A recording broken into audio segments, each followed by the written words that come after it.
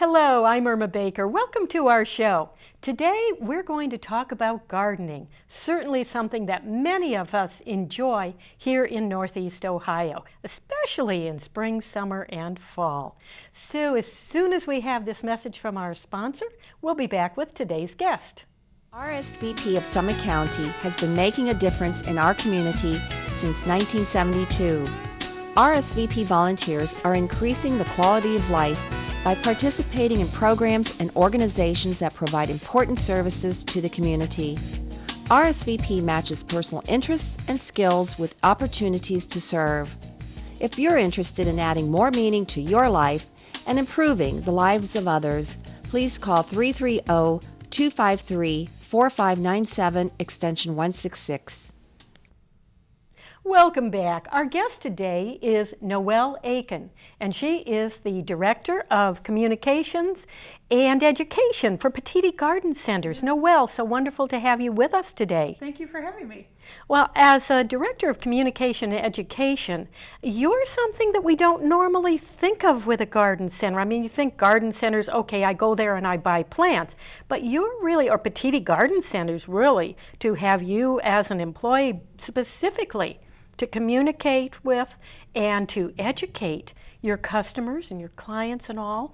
I think that's a wonderful resource that the Garden Center provides to the general community. Well, thank you. I really enjoy it. I've worked for Petites over 14 years now, and we have fun doing it. I didn't start out as the Director of Communication and Education. I used to work in the departments in the stores and retail, and now I do a lot of things with the Petite Garden Centers and also the community. Well, that's great, because I think that that gives you a background then not only in, well, maybe the principles of education, but also in what people who come to a garden center want to know. What do you think is the most popular question in the, let's say, the summer season? Sure. Most popular questions right now is, what's the difference between an annual and perennial? You know, so we get types of questions like that, very basic, but lots of people don't know or don't remember and just kind of need to be reminded from year to year. An annual plant is something that blooms once a year or throughout the year for one season, and then it's basically dead, and you're going to have to replant it year after year. And then a perennial plant is something that will return in the garden for 3 years or more, typically. And so that type of customer is looking for something that they don't have to plant all the time, and looking for those types of plants that maybe attract the butterflies or the hummingbirds or something they want to specialize in their garden. Well, what would be examples of a perennial and what would be examples of an annual? Sure. Well, annuals we always think of first. So annuals such as marigolds, or let's say petunias, or even impatiens. But there's a lot of other annual varieties. But something that's going to give you color all season. You start planting them in the spring and they'll just keep on coming and producing more flowers and staying very colorful in the garden. Perennial plant is going to be something like a coneflower or a black-eyed Susan, for example. Any of your daisy families, and everybody loves daisies, but that's going to be more of a plant that'll return for you year after year and will get larger as it matures. The plant will actually fill out a little bit more. So we always say with perennials, the first year it sleeps when you plant it, the second year it creeps, and then the third year it leaps. It really becomes what you thought it was going to be by that time. That should be encouraging to people who think, oh my gosh, I planted this last year, and is it even going to make it through the next season? Right, exactly. And perennials in our area, they're extremely hardy. What we grow at Petite Garden Centers is going to be a very hardy plant for you. So they should have made it through this winter, even though how bad it was. But these are plants that'll really perform for you in the garden. Perennials bloom a little bit differently. They have a certain bloom cycle, let's say, that's set for about 4 weeks to 8 weeks, depending on the plant. Many of them you can cut back or remove the spent flowers, and they'll produce again for you. But they flower a little bit differently than, let's say, your annuals that flower all season long. Well, what about things like the spring bulbs that were so beautiful in the spring, the daffodils and the tulips and the jonquils and even things like azaleas and that? Where do they fit into the scheme of things? Sure. Well, your bulbs are a little bit different. Most bulbs perform like perennials do. You need to, of course, plant your spring bulbs in fall, so they do get their winter dormancy, their winter period of cold, which they need. They need that to actually set their bud and come into bloom in the spring. So those, for the most part, they do perennialize, especially the daffodils, any of the jonquils, that whole narcissus family. They're going to be very good perennials. They'll produce more and more each year. Even when you go in and divide the clumps, you'll notice bigger bulb formations. And so it's good to divide those every, let's say, 2 or 3 years, and you can move them out into other areas of the garden and they'll continue to produce for you. Other bulbs like tulips, for example, though, they don't perennialize as well. So you might plant tulips in the fall and have them come up maybe 1 spring, maybe 2 springs, just because they don't have that perennialization to them. But so it depends on the bulbs you're growing. Hyacinths usually do very well and perennialize. Crocus do very well and perennialize. Obviously the daffodils, oh gosh, and grape hyacinth. If everybody's tried grape hyacinth, the little purple, blue, sort of clustered bell-shaped flower, that is a really good, repeat returner. So those are really nice. But azaleas, they are in your woody plant family now. So that's going to be a shrub, a hardy shrub. You have a deciduous azalea, which loses its leaves, but is still a spring bloomer. So the blooms usually come out and then the foliage develops. You have an evergreen azalea, which has leaves on it year round. And then of course that beautiful spring flowering like now. And so those guys, they're a little bit different. Of course, very hardy in our area, not a problem. But the evergreen azaleas had a lot of issues with the winter winds and dieback this season. So you'll see a lot of brown leaves on those. And we're just telling everybody to just wait, be patient. We're about 2 to 3 weeks behind the growing season. So wait until we get a new flush of leaves and so forth before you really start to cut that plant back or simply give up on it. We don't want you to give up on it. So that's how they fall in.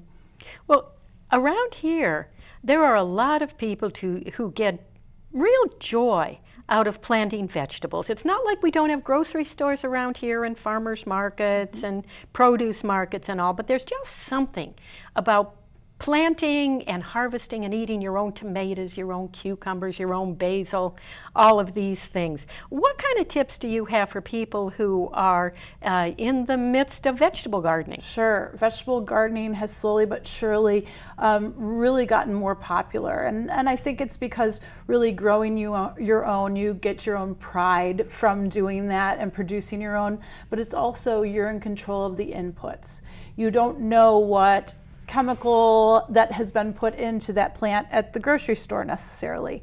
You could buy organic vegetables and so forth, but that can be a little bit more expensive. So growing your own can be very fulfilling economically, and really you can start with very low costs at the beginning. Start your own seeds inside over the winter. It's a nice thing to kind of keep you busy during the cold months. And then you have your plants ready to go and you plant your plants out in the springtime, normally end of May, beginning of June, because we want to be very cautious with the weather. But other than that, it's really a way to just grow your own, eat your own, consume your own, and know what inputs are going into it. So I always start with best soil possible. Preparing your soil is really the best thing that you can do, and concentrate on soil preparation, when the weather allows you to. So usually mid to late April or early May, trying to get that soil ready. And the best thing you can do is add organic matter to the soil, things like planting mixes and composts and leaf litter and peat even. Sweet peat we recommend quite often, and all of those things will help really enrich your soil but also make the soil drain. And in this area we have a lot of clay, and so you don't want your plants to sit in clay soil. It can hold a lot of moisture and ultimately rot the root system. So if you add organic matter to your soil, it'll help it drain as well. So that's really the first thing we start with. And of course, you can always plant your vegetables in containers too. Anything you can grow in the garden, you can grow in a container as well. that really makes it easier for people who have perhaps downsized and maybe living in an apartment now where they used to have a house with a big yard, and now they've got maybe a balcony or a patio. So the container gardening is also a big help. Now, one question I want to ask about adding organic matter. People know that you can take the trimmings from your potatoes, your carrots, whatever you're doing in the kitchen, and add them to your soil. But what do you have to know about adding it right? Okay, great question. I often recommend starting a compost pile, okay? And composting can be very, very simple. It can also be much more complex. It kind of depends on what you feel comfortable with. In the kitchen, there's kitchen composters that are available, pails and buckets and things. They usually have a charcoal filter, so nothing gets smelly. And all you do is you go ahead and take your carrot and potato peelings, apple peelings, what have you, throw them in that compost pail. When you're ready to take that outside, when it's full, you can go ahead and start a compost pile outside.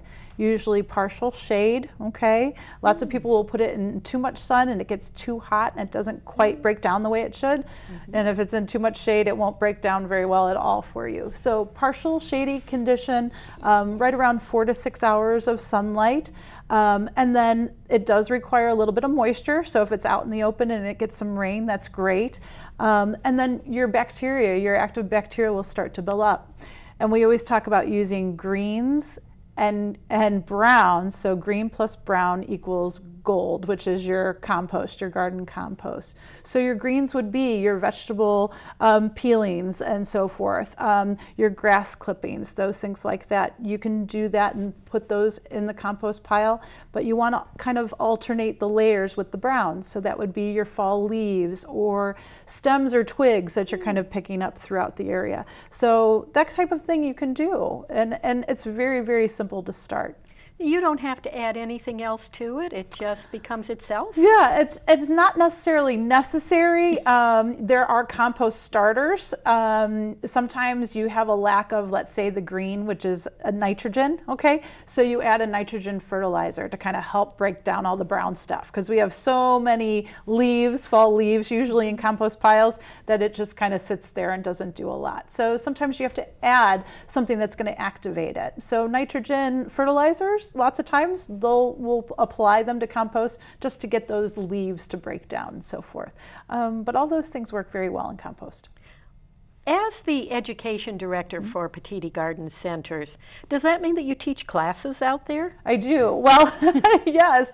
I mostly, right now, go out to the community. So I teach, AARP groups and senior groups and Girl Scouts and Boy Scouts. And I'm very active out there with garden clubs and all those types of things. And so I'll go out to our surrounding communities and we'll talk about different topics, whatever the group's interested in. Whether it's attracting butterflies or gardening with a deer issue or what have you. So I'm out and about quite often. Oh, that's wonderful. I mean, just to have that resource available, and the fact that you go to the group rather than them having to come to you makes it just marvelous. I'm someone who enjoys gardening. I don't do it as much as I would like to, but I certainly enjoy those tomatoes. I just bought a little cherry tomato plant, and I'm looking forward to harvesting those tomatoes. Excellent. But I wanted to mention also that you have a lot of information on the Petiti website. Yes, we do. We've worked quite hard to put all that information up there. Wow. Yes, we have everything from gardening guides where, let's say you're interested in hydrangeas specifically. That's something that a lot of customers just absolutely love. We have hydrangea care and all the different varieties that we carry. So you can go onto our website. Our first tab is a gardening tab. You go down and it just says garden guides or planting guides. You click on there and there's all different topics that you can explore. We have a wonderful plant search where you can go in and click on the little magnifying glass. It'll take you into our plant search, and then you can search for perennials or trees or whatever you'd like. So I'm constantly updating that information, you know. So not everything that's new this year is on there yet, just to tell everybody, but I work on that constantly, trying to update that information as well. Well, the website also has some great short videos on things like container gardening and vegetable gardening are a few of the ones that I looked at, and I think we have them with us, so we can even take a look at those right now. Oh, that's great. Hi, I'm AJ Petiti, and container gardening is one of the greatest ways to be able to enjoy your outdoors, especially if you've got confined spaces or if you want to really just get the most out of your patio or out of your porch. And there's a few things that you really want to take a look at when you go to plan out your container gardens. First of all, the main thing you want to look at is whether you've got sun or whether you've got shade, because that's going to determine what kind of plants you can use. The second thing, when you go to plan out your container garden, you want to use something that's called a thriller, a filler, and a spiller. So something that really draws your eye over to the container, something that really fills up the middle of the container, and then something that really just comes over the edge of the container. Now, when you go to take a look, you want to find a container, and one of the most important things is make sure you've got a container with a hole in the bottom. So that drainage is really, really critical as you're going through there. And then when you go to fill up your container, you really only want to fill it up about 3/4 of the way or so. Don't fill it all the way up to the top because you are going to be putting plant material in there, so you don't want to put too much soil in there. And then when you go to pick something out, you want to get something that's just really nice and tall in the background. This is a juncus, just a great grass, just a beautiful all season long. So you can go ahead and just pop that right in there. And then this is lantana. This is a great annual. It blooms all summer long. It attracts hummingbirds and butterflies. But the best part, it's deer resistant. And so it's something that just will be beautiful. And this will actually grow up and grow over the side of the pot. So this will be really just a nice addition. And then really, I'm just a big fan of ivy. So just popping a little bit of ivy in there. And don't be afraid to put things close together in containers. They do have a lot of room to grow down. So after you get everything kind of planted up, you know, we'll just throw in a little bit of dioecious in there as well. You know, just for an extra spruce of color, there's a little bit of room in the container left. So we'll just kind of pop that guy right in there. It's very simple, very easy. And then just really just top dress it with some Osmocote, and away you go. Have a great day, guys.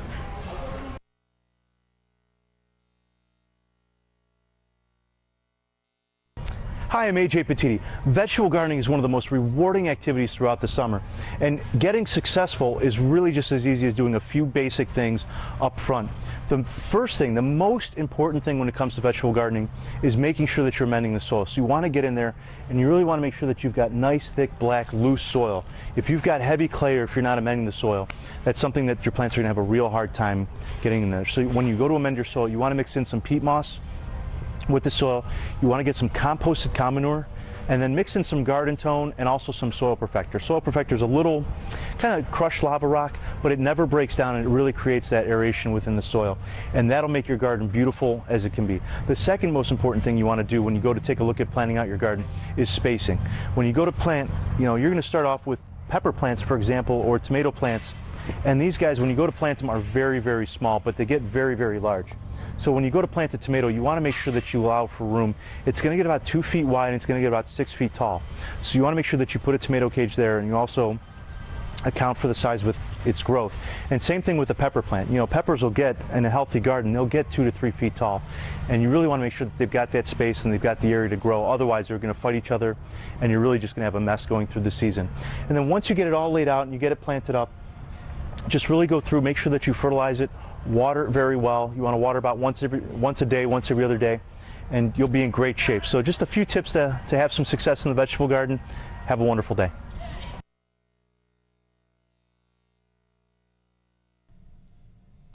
Well, Noelle, those were really great videos. AJ does a marvelous job with packing a lot into a real short period of time. Absolutely. But can you share with our viewers kind of what's new and exciting in gardening? Oh, absolutely. I think this year one of our new things that we're taking on at Petiti's is miniature gardening.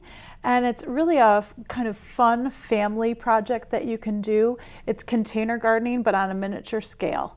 So there's everything from, let's say, little fairies or gnomes or even little beach scenes that you can make in a smaller container garden, and kind of, if you will, your fantasy garden. So you can make that in a smaller space. These gardens would be perfect for inside, of course, and then also outdoors underneath an overhang porch or patio where you can kind of set it on a table and admire it from that area and maintain it from that area. So that's really fun this year, and we have, oh gosh, we have so many different accessories for that as well. Sorry, my hair keeps on. And then the other thing that we have this season is a lot more perennials that are going to be even better, longer blooming perennials. So things like coreopsis. We have a new one called red satin, and this was in our Gardening with Angela magazine this spring. And red satin is a coreopsis that'll start blooming hopefully by the end of this month. We're still a little behind.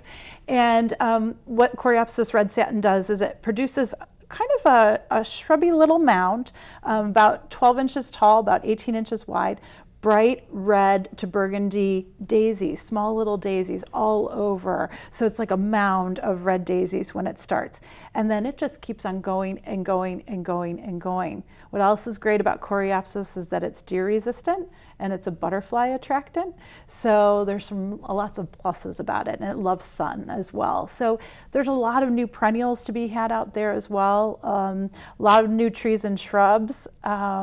I'm trying to think of one of the best ones out there right now is a beautiful smoke bush, and it's yellow foliage. We normally look at smoke bushes and we see the purple varieties, but this one is bright chartreusey yellow, and it has that pink smoky flower above it, but it is gorgeous, and especially in sort of a darker corner of a home. And you can grow this in a container as well, but it is just a brightener. It can brighten any spot, so that's really, really pretty as well. And then vegetables. I've got a great new cucumber. It's called Mercury, and it's fast producing like the god Mercury, but it's very, very vigorous, and it's a seedless type cucumber, very smooth on the outside, about 8 inches long, and then like very, very few or very small seed cavity, but it's really crisp and clean white on the inside, and it's wonderful. And that can be easily grown here in our area. Oh yes, absolutely. And the vigorousness of that plant is perfect for our shorter growing season. So it'll produce cucumbers for you very, very quickly. And it seems like this may be a very short growing season since we're already so far behind with that long, long winter that we had. Yeah. Well, a couple things I want to cover while we still have a minute or two left, and that is, where can people find the information? What is your website? Okay, so it's petitigardencenter.com. petitigardencenter.com. Yes. That's wonderful. That's good information. And what if people want to talk to you directly? Can they call you? Yes, oh my gosh, they can call me. The best place to find me is the corporate office. I'll get back to them as soon as I can because I'm out and about right now during the busy season, but it's 440-439-8636, and my extension is 34, so they can call and leave a message anytime. I'll try to get back to them as soon as I can. And then my email is actually the easiest way to get a hold of me, so it's nka@petiti.com. Oh, those should be easy, and I'm sure they can find that on the website once they get to the website. Well, there's another thing that I was very impressed with Petiti's, and that is the community involvement. Oh. What kind of things are you doing out in the community? Sure. Well, my goodness. Most of the time, right now we're involved with the Cleveland Clinic Children's Hospital and also Akron General Children's Hospital. So what we're doing is we're sharing with Scott's, the Scott's Company, lawn fertilizers and so forth. We are donating to the Cleveland Clinic Children's Hospital with Scott, so they're partnering with us, and we're very, very, very involved with the hospitals, especially the children's hospitals. St. Malachy Center is one of our corporate charities that we sponsor as well. They're on the near west side of Cleveland, and they do so many wonderful things for many different types of people.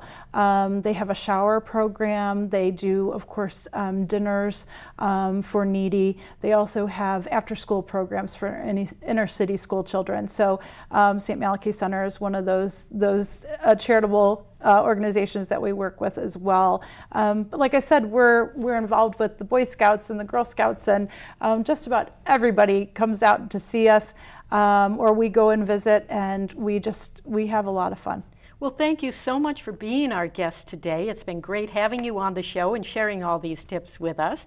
And thank you for watching our show today, for tuning in to RSVP TV. Please do remember our sponsor, the Mature Services RSVP program. It's serving Medina and Summit counties right here in our neighborhoods. So thank you so much for viewing, and have a wonderful day. Thank you.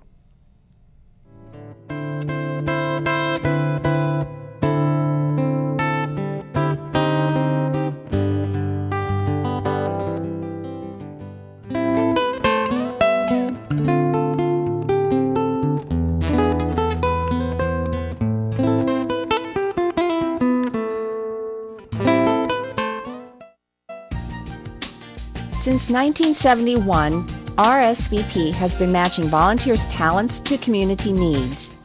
RSVP is affiliated with the Corporation for National and Community Service, a national organization that supports service and volunteering through grant-funded projects. Volunteers organize neighborhood watch programs, tutor children, renovate homes, plant community gardens, assist victims of natural disasters, and serve their communities in many other ways. RSVP offers maximum flexibility and choice to its volunteers as it matches the personal interests and skills of Americans 55 and older with opportunities to serve their communities. If you're interested in adding more meaning to your life and improving the lives of others, please call 330-253-4597, extension 166. There's no place like home. Stay in your home with a 24-hour companion that doesn't need to be let outside, who isn't a grown adult reluctant to leave the nest, or a well-meaning neighbor who pops in every day. With Massillon Cable TV's MedAlert Personal Emergency Response System, you can stay home, have peace of mind, and your family will feel better too, knowing you have access to someone 24/7 should you need help. Keep your independence with Massillon Cable TV's MedAlert service. To learn more, call 330-833-4134. That's 833-4134. Or visit their website, MassillonCableTV.com.